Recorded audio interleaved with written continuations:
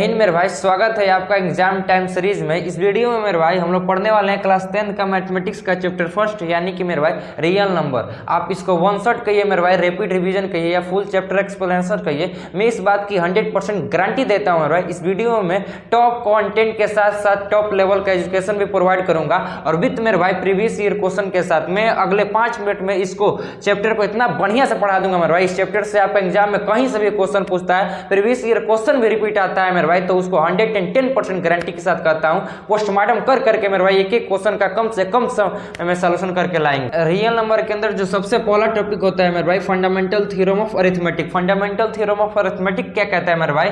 Every number has unique prime factorisation, यानी कि मेरे भाई दुनिया का कोई भी नंबर जिसका यूनिक प्राइम फैक्टराइजेशन है मेरे भाई, वो क्या कहलाता है? Fundamental theorem of arithmetic. या आप ऐसे समझिए, every number can be express as the product of prime factorisation method is known as मेरे भाई फंडामेंटल थ्योरम ऑफ अरिथमेटिक। यानी कि दुनिया का कोई भी नंबर है मेरे भाई, उसको हम लोग as a product of prime number के रूप में, जो प्राइम नंबर होगा मेरे भाई वो यूनिक होता है, उसी को दुनिया वालों ने कह दिया fundamental theorem of arithmetic. I example समझते हैं, अभी आपको ये 100% क्लियर आ जाएगा। जैसे कि यहाँ पे 84 है मेरे भाई, इस 84 को ऐसे तोड़ देना है मेरे भाई कि एज अ प्रोडक्ट ऑफ किस फॉर्म में? प्राइम फैक्टर के रूप में। इस 84 को मेरे भाई as a product of prime factor के रूप में ही तोड़ देना क्या कहलाता है? Fundamental theorem of arithmetic. तो 84 को मेरे भाई हमको तोड़ना एज अ प्राइम फैक्टर के रूप में, तो यहाँ पे हो जाएगा 2 पे पावर 2 इंटू 3 पे पावर इंटू 7 मिला के क्या होता है मेरे भाई? 84 होता है। जैसे कि बात की जाए मेरा 108 को, तो इसको भी 108 जो संख्या है, जो नंबर है, इसको भी हमको as a product of prime factor के रूप में तोड़ देना ही क्या कहलाता है? फंडामेंटल थ्योरम ऑफ अरिथमेटिक मेरे भाई।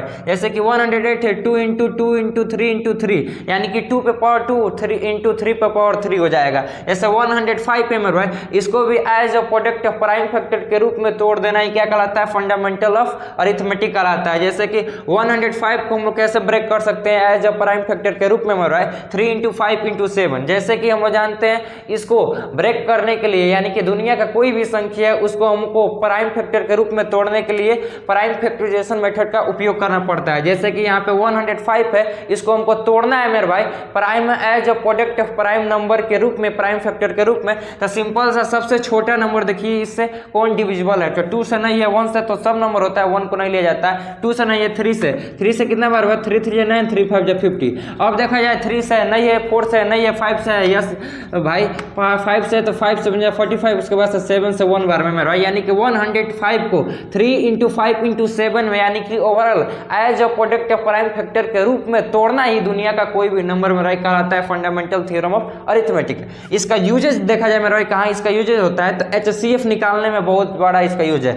LCM में मेरा भाई, डेसिमल टाइप में मेरा भाई, इन सभी में इसका यूजेज। टॉपिक है मेरा भाई रेशनल और इरेशनल नंबर। देखिए रेशनल नंबर क्या होता है? The number of the form P by Q where P and Q are integer and Q not equal to, यानी कि दुनिया का वह सारी संख्या जो कि न्यूमरेटर अपन डिनोमिनेटर के रूप में लिखते हैं, जहां न्यूमरेटर और डिनोमिनेटर यानी कि P by Q के रूप में लिखते हैं, जहां P एंड Q क्या होना चाहिए मेरे भाई?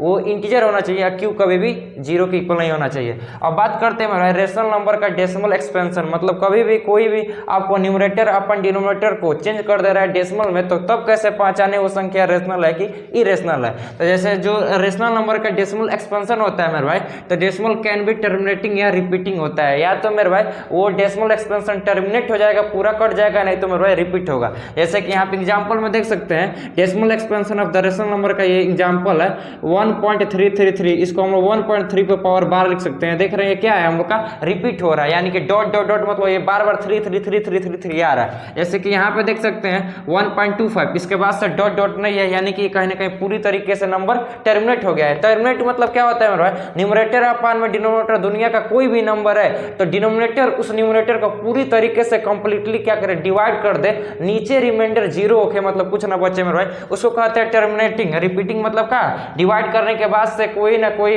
उसका क्वोशेंट आता जाता रहा है, आता रह रहा है। और जैसे मान लीजिए 2 हो गया, 2 हम लोग का एक रेशनल नंबर हो गया, क्योंकि 2 को 2/1 लिख सकते हैं मेरे भाई। 0 हो गया, 0 को 0/1 लिख सकते हैं, रेशनल नंबर हो गया। बट मेरे भाई 1/0 हम लोग का कभी भी रेशनल नंबर नहीं होगा। जैसे कि बात करें मेरे भाई, किसी भी अंडर रूट में किसी नंबर का परफेक्ट स्क्वायर भी आ सकता है। जैसे कि यहाँ पे रूट के अंदर 16, ये बाहर आएगा तब 4 का हो जाएगा। जैसे 64 रूट के अंदर आता है मेरे भाई, तो कहीं ना कहीं 8 का होता है। 8 क्या होता है? Rational number. इरेशनल नंबर का बात करते हैं मेरे भाई, तो दुनिया का कोई भी नंबर जो कि रेशनल नहीं है, यानी कि जिसको can not be express as the P by Q के फॉर्म फॉर्म में, इसको हम लोग p by numerator upon denominator के रूप में नहीं रिप्रेजेंट कर सकते, वो हम लोग का इरेशनल नंबर है। इसका डेसिमल एक्सपेंशन का बात किया जाए तो decimal can be neither terminating decimal non repeating decimal. इसका जो डेसिमल एक्सपेंशन होता है इरेशनल नंबर का, ये तो ना तो कटता है मेरे भाई ना ही रिपीट होता है, ये इनफाइनाइट तक ले आता जाता है। जैसे कि उदाहरण है पाई का वैल्यू, पाई का जो एक्चुअल वैल्यू होता है 3.141567, इस तरह का डॉट डॉट डॉट मेरे भाई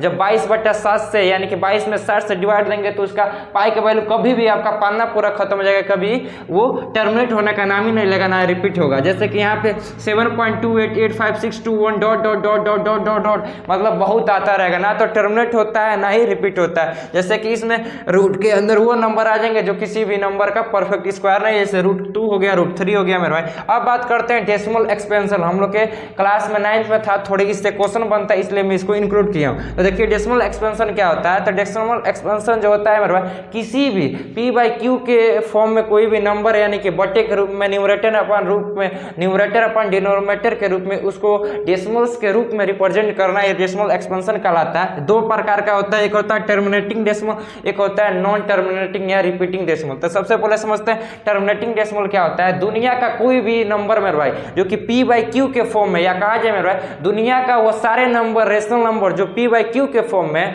जहाँ जो q होता है यानी कि जो डिनोमिनेटर में जो नंबर लिखा रहता है, यदि वो 2 या 5 का फैक्टर होता हो यानी कि 2 का मल्टीपल होता हो या मेरे भाई 5 का मल्टीपल होता है या 2 5 दोनों का मल्टीपल या फैक्टर होता हो, वो क्या कहा जाता है मेरे भाई डेसिमल एक्सपेंशन में टर्मिनेटिंग डेसिमल एक्सपेंशन। जैसे कि एग्जांपल में 1/8 है, तो यहाँ पे p/q के फॉर्म में 8 देखा जाए तो 8 मेरे भाई 8 का जब हम लोग फैक्टर करेंगे तो क्या आएगा, 8 का फैक्टर करेंगे तो 2 × 2 × 2 यानी कि 2 पावर 3 कहीं ना कहीं ये 2 का ही फैक्टर के रूप में टूट रहा है। तो मैं वही कहूँ टर्मिनेटिंग डेसिमल्स वो डेसिमल्स होता है मेरे भाई जिसका डिनोमिनेटर 2 के रूप में टूटेगा या 5 के रूप में या 2 या 5 के रूप में। यदि मेरे भाई कोई भी दुनिया का रेशनल या इरेशनल नंबर मेरे भाई दुनिया का कोई भी नंबर यदि जिसका डिनोमिनेटर 2 के रूप में फैक्टर के रूप में 2 या 5 के फैक्टर में या मेरे भाई 2 या 5 के इनके अलावा कोई भी दूसरे नंबर के रूप में आ रहा है, डिनोमिनेटर मेरे भाई फैक्टर हो रहा है, तो वो सारे नंबर क्या कहलाते हैं मेरे भाई नॉन टर्मिनेटिंग डेसिमल या रिपीटिंग डेसिमल कहलाते हैं। जैसे कि 1/7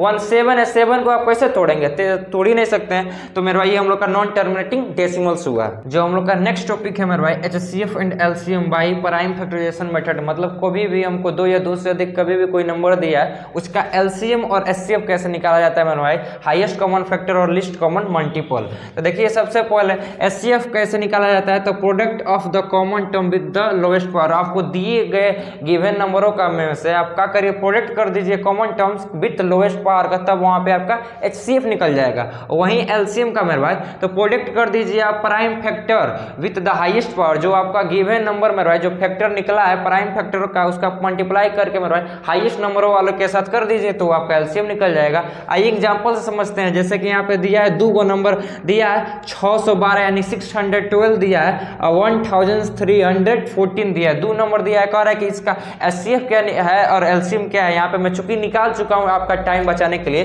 देखिए यदि 2 नंबर आपका दिया है या 2 से अधिक नंबर दिया है, कह रहा है कि उसका एचसीएफ और एलसीएम का होगा, तो सबसे पहले दोनों नंबरों का जितना भी नंबर दिया है उसको प्राइम फैक्टराइजेशन मेथड के द्वारा उसका प्राइम फैक्टर के रूप में लिख लीजिए। जैसे 612 यानी कि 612 को हम लोग प्राइम फैक्टर के रूप में लिख रहे हैं 2 पे पावर 2 इंटू 3 पे पावर 2 इंटू 17 और 1314 को कैसे as a product of prime factor के रूप में लिखा हो मेरा है, जैसे कि फंडामेंटल थ्योरम के रूप में 2 इंटू 3 पे पावर 2 इंटू 73। अब हमको निकालना है इन दोनों का एचसीएफ। तो मैं बताया हूं आपको क्या करना है, आपको प्रोडक्ट करना है कॉमन टर्म। कॉमन टर्म मतलब दोनों में हो, जैसे दोनों में क्या है, इसमें भी 2 है, इसमें भी 2, इसमें भी 3, इसमें भी 3, बट इसमें 17 है, इसमें 73, यानी कहीं ना कहीं हम लोग का कॉमन 2 चीज निकला 2 3, तो 2 3 हो गया। उसके बाद से मेरा प्रोडक्ट करना है कॉमन टर्म का विद लोएस्ट पावर के साथ। तो दोनों में देखेंगे लोएस्ट पावर किसका है, इसमें 2 का लोएस्ट पावर 1 है तो 1 हो गया, इन दोनों में लोएस्ट पावर क्या है 2 है तो यहाँ पे हो गया 2। बस इसी यही तो हमारा एलसीएम एचसीएफ निकल गया 2